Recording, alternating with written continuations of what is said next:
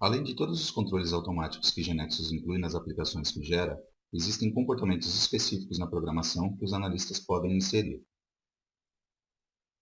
Nas transações, as regras de negócio que definem seu comportamento são definidas na seção de Rules.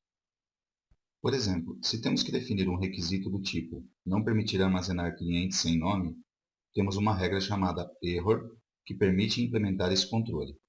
Escrevemos error, abre parênteses, e entre aspas digitamos o texto que queremos visualizar quando o usuário tente deixar um nome de cliente sem preenchimento. Fechamos os parênteses e depois somente incluímos qual é a condição a ser cumprida para que a mensagem seja exibida. A condição a ser cumprida é que o atributo CustomerName esteja vazio. Então, escrevemos if CustomerName ponto e selecionamos o método isEmpty. Toda regra que programamos deve ser finalizada com um ponto e vírgula. Façamos isso em nossa regra erro. Salvamos e pressionamos F5 para ver em execução o funcionamento da regra definida. Executamos a transação Customer. Se deixarmos o nome do cliente vazio e sairmos do campo, aparecerá o texto que definimos. A regra error, mesmo permitindo passar para o próximo campo da tela quando a condição é válida, não permitirá gravar o registro. Teste isso em execução. Esse é o comportamento padrão. Podemos configurar para que a regra error nunca permita passar para o próximo campo. Isso é possível através de uma propriedade que não veremos aqui. Se for um requisito de negócio impedir que o sobrenome do cliente fique vazio, temos que definir uma regra análoga. Assim, basta copiarmos a regra error existente, alteramos o texto name por last name e o atributo envolvido também.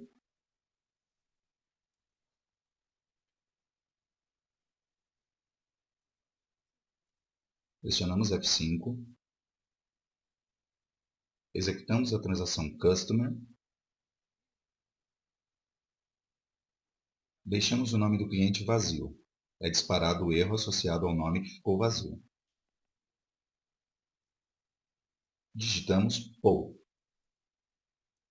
Tentamos deixar o sobrenome vazio, e é disparado o erro associado ao sobrenome que ficou em branco.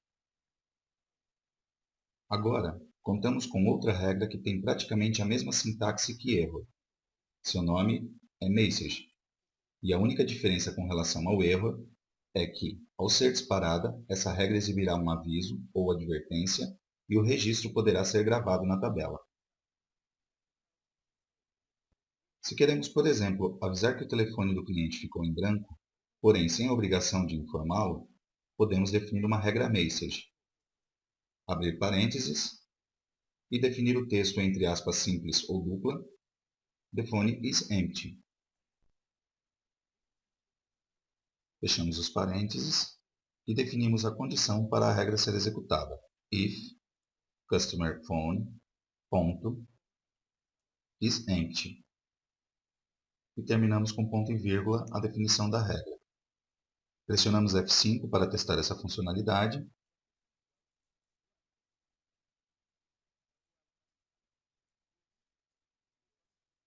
Podemos ver que se deixarmos em branco o telefone e tentarmos sair do campo, a mensagem que definimos é exibida, e se agora queremos gravar o registro, conseguiremos. Agora, suponhamos que os usuários da agência de viagem requisitaram que interesse armazenar para cada cliente a data de cadastro. Precisamos criar um novo atributo na transação Customer para armazenar a data. Definimos o Customer Added Date do tipo Date. E com isso, falta apenas atribuirmos automaticamente a data do dia. Vamos na seção Roles. Lá contamos com uma regra chamada Default. Essa regra permite inicializar um atributo ou variável com um valor. Dessa maneira, foi inserida a sintaxe da regra Default. E agora, vamos substituir dentro dos parênteses o atributo que queremos inicializar, que é o Customer Added Date, e o valor com o qual queremos inicializar, que é a data de hoje. Today é uma variável padrão existente, que sempre tem carregada a data do dia para ser usada. Uma variável consiste em um espaço de memória, possui um nome simbólico e um tipo de dados que pode armazenar texto, números, datas, etc. Essa variável tem um determinado valor armazenado, guardado. O nome da variável é a forma usual de referir-se ao valor armazenado. Em contrapartida, um atributo é um valor armazenado fisicamente na base de dados. A maioria dos objetos de Nexus permitem definir variáveis. Essas variáveis são locais, o que significa que somente podem ser utilizadas dentro do respectivo objeto. Para referenciar uma variável, devemos utilizar o símbolo e-comercial. Por exemplo, e-comercial total. Se posicionamos, por exemplo, dentro da aba Variables, dentro de uma transação, veremos que já existe um conjunto de variáveis definidas. São variáveis do sistema, como por exemplo Today, Mode, etc. Em particular, a variável Today permite obter a data atual do sistema. Além dessas variáveis do sistema, o desenvolvedor também pode definir suas próprias variáveis, variáveis do usuário. Por exemplo, uma variável MyDate, do tipo date.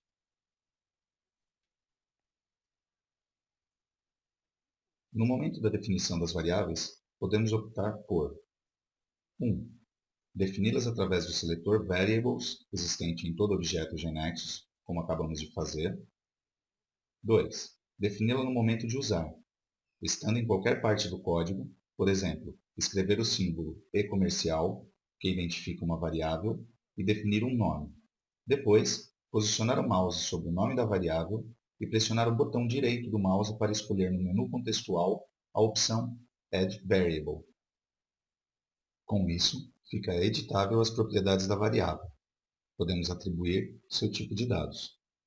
Se acessarmos o seletor de variáveis, a variável estará lá. A terceira opção é selecionar a opção Insert no menu bar e depois Variable e New Variable. No exemplo mostrado através da regra de for, estamos atribuindo por padrão a data atual no atributo Customer Added Date. Vamos salvar a transação e pressionar F5.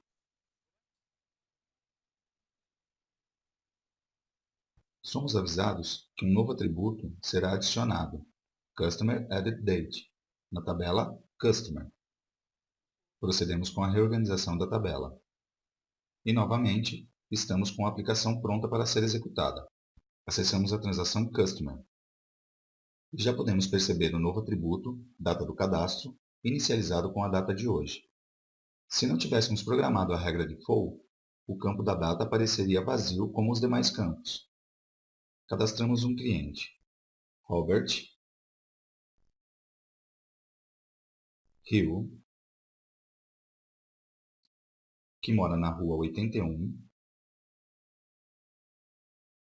Seu telefone é 760-5100 e seu e-mail é rhill@example.com.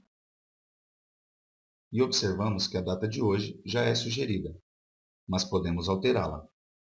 Se para os usuários da agência de viagens for interessante deixar a data editável, mas que seja controlado que não possa ser cadastrada datas futuras, poderíamos definir uma regra error.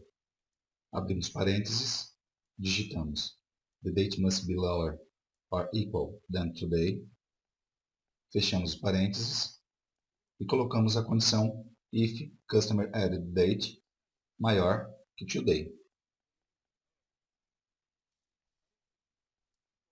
Vamos testar isso em execução. Pressionamos F5. Cadastramos Alex, Johnson, e se tentarmos colocar uma data maior que a data de hoje, a condição que definimos é disparada, exibindo o erro associado. Agora, suponhamos que a agência de viagens informe que a data de cadastro do cliente não pode ser editada, que deve ficar desabilitada no formulário e ser gravada com a data fornecida pelo sistema. Para realizar esse requisito, eliminamos essa regra, porque já não terá mais sentido, e teríamos que programar uma regra NoAccept. Substituímos dentro do parênteses o texto que diz Attribute or Variable pelo atributo Customer Added Date e apagamos If Condition, porque queremos que a regra sempre seja executada. Até agora, escrevemos de memória os nomes dos atributos, e isto pode levar a erros. Para evitá-los, uma das opções que temos é inserir os atributos a partir do menu de opções. Para isto, selecionamos Insert e depois Attribute, ou poderíamos fazê-lo usando o atalho Ctrl+Shift+A. Acessaremos uma lista de todos os atributos declarados em nossa KB, onde podemos filtrar por nome e inserir o atributo escolhido. A outra opção é começar a escrever o nome do atributo. Por exemplo, escrevemos Customer e pressionamos Ctrl e espaço. Por meio desse atalho, serão mostrados todos os objetos de nossa KB que iniciam com esse nome, e clicando no atributo que necessitamos, é inserido. Estas formas de selecionar o atributo em vez de digitá-lo nos permitem economizar tempo e evitar erros de digitação. Vamos voltar. Testamos o comportamento agora. E podemos ver que a data aparece inicializada pela regra default e desabilitada pela regra NoAccept. Muito bem. Aprendemos que para inicializar o atributo Customer Added Date com a data do dia, devemos programar a regra default. É importante saber que toda regra default que programamos será executada somente quando estivermos inserindo registros. Ou seja, se consultarmos um cliente que já está cadastrado, a regra default não será executada, já que o cliente possui data de cadastro, e a regra default não pode sobrescrever o valor. Agora, suponhamos que no lugar de programar a regra default, tivéssemos definido uma regra de atribuição.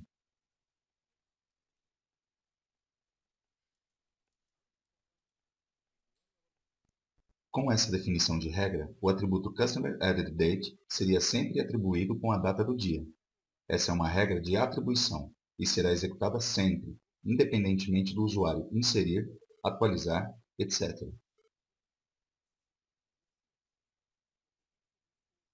Podemos condicionar uma regra de atribuição para que seja executada somente quando o usuário está efetuando determinada operação na base de dados, como inserção, atualização ou eliminação de registro. Vamos condicionar a regra. Adicionamos if insert. O comportamento dessa regra definida será equivalente ao que já implementa a regra default, já que agora estamos condicionando que a atribuição seja realizada somente se estivermos inserindo um registro, exatamente o que faz a regra default. Da mesma forma como podemos condicionar uma regra com if insert, contamos com a possibilidade de definir if update ou if delete também. O que é importante observar e saber é que a ordem que definimos as regras não corresponde necessariamente com a ordem em que serão executadas. Esse conjunto de regras poderia estar definido em qualquer outra ordem, e o resultado em execução seria exatamente o mesmo, já que GNexus decide em qual momento deverá ser disparada cada uma das regras definidas. Para finalizar, lembremos que para cada transação teremos que programar suas próprias regras e comportamentos. Nesse caso, programamos regras na transação de clientes para controlar suas particularidades requisitadas para quando os usuários interagirem com os dados do cliente. Muito provavelmente, a agência pretenda controlar certas regras ou comportamentos para a transação de atrações também, ou para outras transações. E para isso, cada transação conta com a sua própria seção de regras. Vejamos agora brevemente uma situação que nos ocorre na transação Country. Em vídeos anteriores, quando criamos o segundo nível de nome City nessa transação, GNexus gerou a tabela Country City na base de dados. Como vimos, a chave primária dessa tabela é composta por dois atributos, Country ID e City ID. Lembremos que tanto ao atributo Country ID como a City ID atribuímos o domínio ID, que definimos como autonumerado. Ao criar esta tabela, GNexus disparou um warning, indicando que a propriedade AutoNumber com valor true do atributo CityID seria ignorada. Por que isto acontece? Porque a propriedade AutoNumber só se aplica a chaves primárias simples, ou seja, àquelas formadas por um único atributo. Não às chaves primárias compostas, como neste caso, formadas por dois atributos, CountryID e CityID. Para numerar automaticamente um segundo nível, utilizaremos a regra Serial. Para isto, vamos à seção Roles da transação Country e inserimos a regra Serial.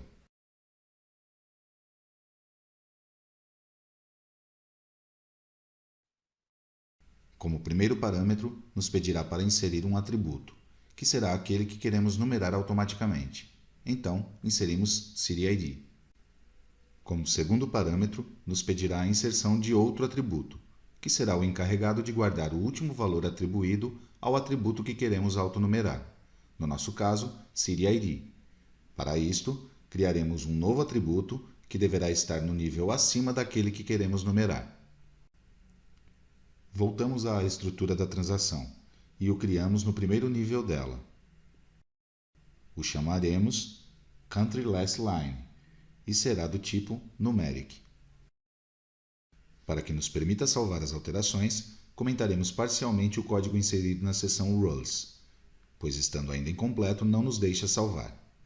Agora sim, salvamos, descomentamos a regra e inserimos como segundo parâmetro o atributo CountryLastLine.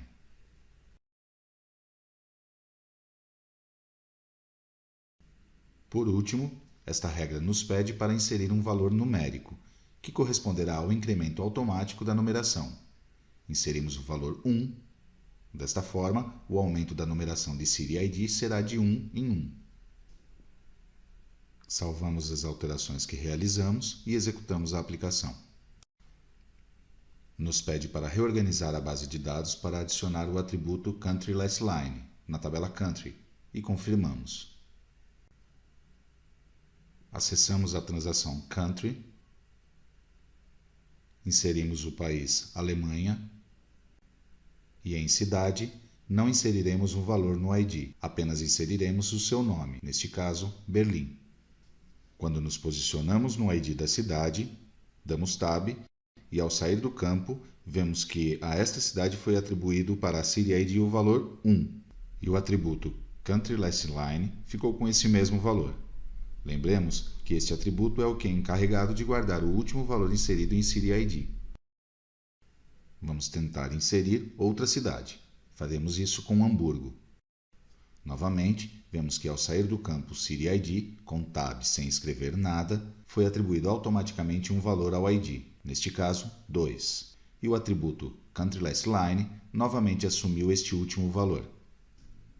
Se inseríssemos uma terceira cidade, com base na regra Serial que criamos, GNexus tomará o valor do atributo CountryLastLine, acrescentará 1, pois é o valor do incremento que definimos, e o valor resultante o atribuirá a CityID e a CountryLastLine, e assim por diante. Se observamos o comportamento das regras que vimos até agora, poderíamos chegar a pensar que são executadas exclusivamente no cliente, pois, como vimos, por exemplo, com a de erro no nome do cliente, assim que o usuário sai do campo, deixando-o vazio, a mensagem é disparada. Porém, o usuário conseguiu continuar preenchendo os demais campos, e ao pressionar Confirm, lá quem assume o controle é a parte do programa associado à transação que executa no servidor, e aí a regra volta a ser disparada, evitando, neste caso, por tratar-se justamente da regra Error, que o registro seja gravado na tabela da base de dados. Portanto, as regras que vimos são validadas tanto no cliente, chamamos isso de Client-Side Validation, quanto no servidor. Poderia ser desabilitada esta execução de regras no cliente, mas de forma alguma poderemos desabilitar a execução no servidor, que é quem realmente tem o controle do que será feito na base de dados. Vamos pensar que o browser é um meio hostil, poderia receber ataques que enviaram informações adulteradas ao server. O servidor é quem deve ter o controle definitivo sobre os dados. As regras no cliente são executadas para proporcionar uma boa experiência ao usuário, que sinta que a aplicação está interagindo com ele o tempo todo. Portanto, as mesmas regras estão incorporadas tanto no programa em execução no front-end, a parte que mantém o estado e a business logic, como representante do servidor no cliente, quanto no próprio programa no back-end, ou seja, na validação da business logic. Entender isto será importante mais tarde, quando tornarmos um pouco mais complexo o que podemos controlar a partir das regras. Para finalizar, vamos enviar as alterações para o GeneXus Server.